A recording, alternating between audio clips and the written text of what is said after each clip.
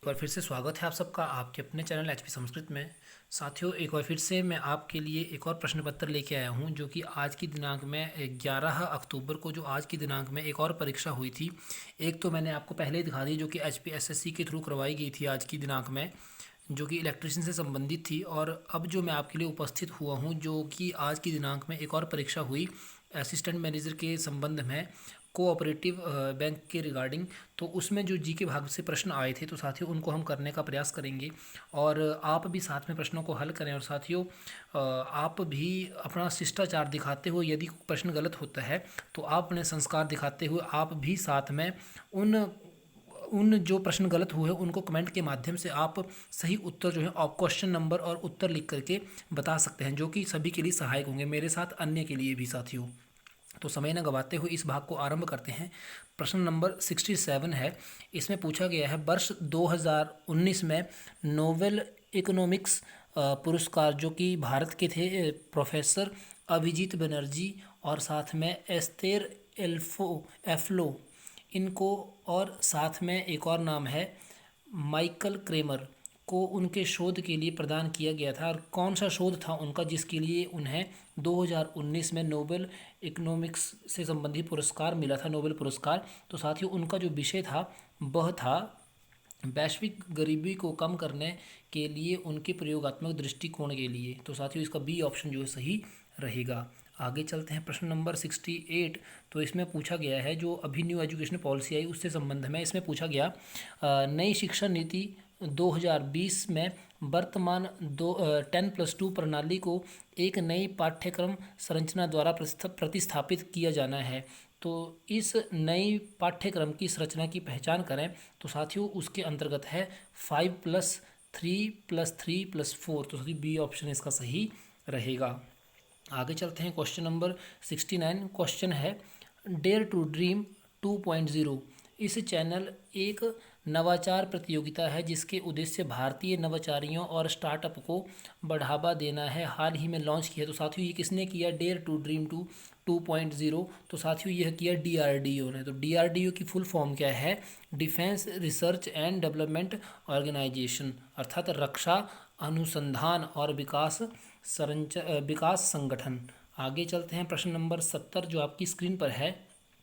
इसके अंतर्गत पूछा गया है जल जल जीवन शक्ति के संबंध में निम्नलिखित कथनों पर विचार करें। जल जीवन शक्ति के विषय में पूछा गया है। तो इसके ऑप्शंस आपकी स्क्रीन पर हैं। तो इन सब में साथियों सही उत्तर जो रहेगा ऑप्शन ए रहेगा। इसका उद्देश्य क्या है? तो 2024 तक सभी ग्रामीण परिवारों को सुरक्षित और पर्याप्त पेयजल उपलब्ध कराना है। तो ए ऑप्शन इसका सही रहेगा। आगे चलते हैं क्वेश्चन नंबर 80 जो आपकी स्क्रीन पर है। इसके अंतर्गत पूछा गया है विश्व स्वास्थ्य संगठन अर्थात WHO द्वारा शुरू की गई E2020 पहल किसके बारे में है? तो साथियों ये E2020 पहल जो है यह मलेरिया उन्मूलन से संबंधित है। तो बी ऑप्शन इसका सही रहेगा। आगे चलते हैं क्वेश्चन नंबर 81। इसके अंतर्गत पूछा गया है आई कमिट। ये आई कमिट नाम से हाल ही में खबरों में कुछ रहा था, तो वह किससे संबंधित था? तो साथियों वह था भविष्य में एक मजबूत और लचीली ऊर्जा प्रणाली बनाना, एनर्जी सिस्टम से संबंधित था जो कि फ्यूचर के लिए जो मजबूत हो। तो ए ऑप्शन इसका सही रहेगा 81 का। आगे चलते हैं प्रश्न नंबर 82। इस क्वेश्चन नंबर के अंदर पूछा गया है विश्व खाद्य पुरस्कार 2020 के संबंध में निम्नलिखित कथनों पर विचार करें। तो यह आपके पास ऑप्शंस दिए हैं। तो साथियों इसमें सही ऑप्शन जो है पहला ऑप्शन देख लें। इसका उद्देश्य वैज्ञानिकों और अन्य लोगों को पहचानना है जिन्होंने भोजन की गुणवत्ता और उपलब्धता में सुधार किया है। दूसरा ऑप्शन है इसे खाद्य और कृषि संगठन FAO द्वारा प्रतिवर्ष सम्मानित किया जाता है। और तीसरा है डॉक्टर MS स्वामीनाथन भारत की हरित क्रांति के जनक 1987 में इस पुरस्कार से पहले प्राप्तकर्ता थे। तो साथियों इसका ए ऑप्शन और सी ऑप्शन सही है। तो इन ऑप्शंस के नीचे अंतर आप देखेंगे तो बी ऑप्शन में यह दोनों आते हैं। तो इसका बी ऑप्शन जो है सही रहेगा। आगे चलते हैं क्वेश्चन नंबर 83। इसके अंतर्गत पूछा गया है वैश्विक धन रिपोर्ट जारी करने के संदर्भ में धन वितरण के बारे में निम्नलिखित कथनों पर विचार करें। तो इसके लिए पहला ऑप्शन है वैश्विक धन वितरण के शीर्ष 10% में अमेरिका में सबसे अधिक लोग हैं। दूसरा ऑप्शन है अधिकांश वैश्विक धन का स्वामित्व शीर्ष के अमीर 10% के पास है। तो साथियों इस ऑप्शन का मेरे अनुसार जो बन रहा है सी ऑप्शन बन रहा है, नाइदर वन और नॉर टू इज़ करेक्ट। तो आप भी कमेंट के माध्यम से बताएं ये प्रश्न सही है या नहीं। इस प्रश्न पर आप भी निरीक्षण करके आप भी बता सकते हैं।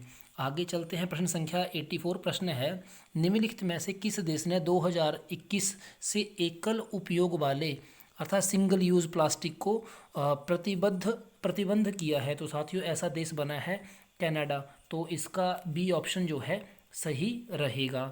आगे चलते हैं, प्रश्न संख्या 85 इसके अंतर्गत पूछा गया है अम्ब्रेला मूवमेंट अर्थात अम्ब्रेला मूवमेंट जो था किस देश से संबंधित है।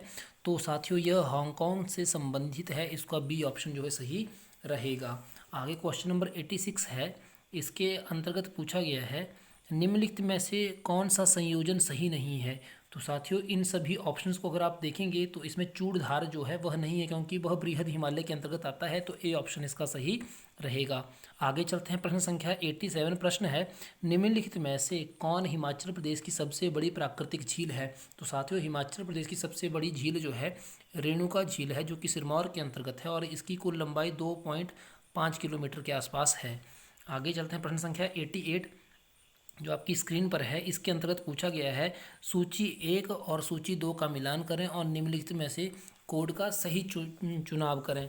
तो साथियों यदि आप देखेंगे तो इस प्रकार से बारालाचा दर्रा जो है वह उसका सही होगा चोटी के चौराहे का दर्रा था, pass with cross roads on summit. अगला था कुंजुम पास। तो कुंजुम पास जो है साथियों यह आता है जोत के अंतर्गत। अगला है रोहतांग दर्रा साथियों। तो रोहतांग दर्रा जो आता है लाहौल स्पीति का मुख्य मार्ग है और सच पास जो आता है पांगी घाटी में सबसे सुविधाजनक ट्रैकिंग मार्ग है। तो इसका जो है डी ऑप्शन सही रहेगा, डेल्टा सही रहेगा। आगे चलते हैं, क्वेश्चन नंबर 90 है, इसमें पूछा गया है इनमें से कौन सा 3 और 4 ऑप्शनों में कौन सा जो है सुमेलित नहीं है। तो रेणुका झील जो जमदग्नि ऋषि से संबंधित है ये सही है। निर्मंड जो है परशुराम से संबंधित ये भी सही है। मणिकर्ण जो है ऋषि वशिष्ठ से संबंधित है ये भी सही है। तो इस प्रकार से मंडी जो है व्यास के संबंधित नहीं है। तो इस डी ऑप्शन का जो डी ऑप्शन जो है इस प्रश्न का सही ऑप्शन रहेगा। तो डी ऑप्शन पे टिक कर दें। आगे चलते हैं, प्रश्न संख्या 91 इसके अंतर्गत पूछा गया है बिलासपुर में प्रसिद्ध रंग महल किसके द्वारा बनाया गया जो कि गोविंद सागर में डूब गया। तो साथियों इसे बनाया था राजा विजय चंद्र के द्वारा। डी ऑप्शन इसका सही रहेगा। आगे चलते हैं, प्रश्न संख्या जो आपकी स्क्रीन पर मैं अभी दे रहा हूँ इसमें सूची दी गई है और पूछा गया है कि कौन किससे संबंधित है। तो साथियों इस प्रश्न को आप वीडियो पॉज करके देख लें और कमेंट के माध्यम से ज़रूर बताएं, क्योंकि इस प्रश्न में डी ऑप्शन से संबंधित जो 4th ऑप्शन है इससे संबंधित थोड़ा डाउट पड़ रहा है। तो आप कमेंट के माध्यम से ज़रूर बताएं, जो कि हम सभी के लिए सहायक हो, मेरे लिए भी हो और आपके लिए भी हो। साथियों मेरा वीडियो बनाने का मुख्य उद्देश्य यही है कि मैं भी ज्ञान अर्जित करूं और आपको भी साथ में करवा सकूं। आगे चलते हैं, प्रश्न संख्या 93 इसमें पूछा गया है दान अघे जो अतीत में निम्नलिखित में से किस स्थान का नाम था। तो साथियों यह मनाली का था। तो ए ऑप्शन इसका सही रहेगा। क्वेश्चन नंबर 94 है, इसमें पूछा गया है जैविक खेती को बढ़ावा देने के लिए राज्य में एक योजना शुरू हुई है, उस योजना का नाम बताएं। तो साथियों अभी वो देश में जो योजना अभी शुरू हुई है उसका नाम है प्राकृतिक देश प्राकृतिक प्रदेश। तो इसका सी ऑप्शन जो है क्षमा करें क्वेश्चन नंबर 94 यह नहीं इसका होगा प्राकृतिक खेती और खुशहाल किसान। तो ए ऑप्शन इसका सही रहेगा। अगला क्वेश्चन नंबर 95 है, इसके अंतर्गत पूछा है कौन सी नई योजना एचपी सरकार द्वारा चेक डैम और तालाबों के निर्माण करके सिंचाई के लिए पानी उपलब्ध कराने के लिए शुरू हुई है। तो साथियों उस योजना का नाम है जल से कृषि को बल योजना। तो इसका सी ऑप्शन जो है सही रहेगा। तो अभी इस भाग में हमने साथियों जीके से संबंधित कुल 14 से 15 प्रश्नों को हल किया। असिस्टेंट मैनेजर कोऑपरेटिव से संबंधित ये परीक्षा आज की ही दिनांक में हुई थी। तो मिलते हैं अगले भाग में किसी अन्य प्रश्न पत्र के साथ, तब तक के लिए नमो नमः साथियों।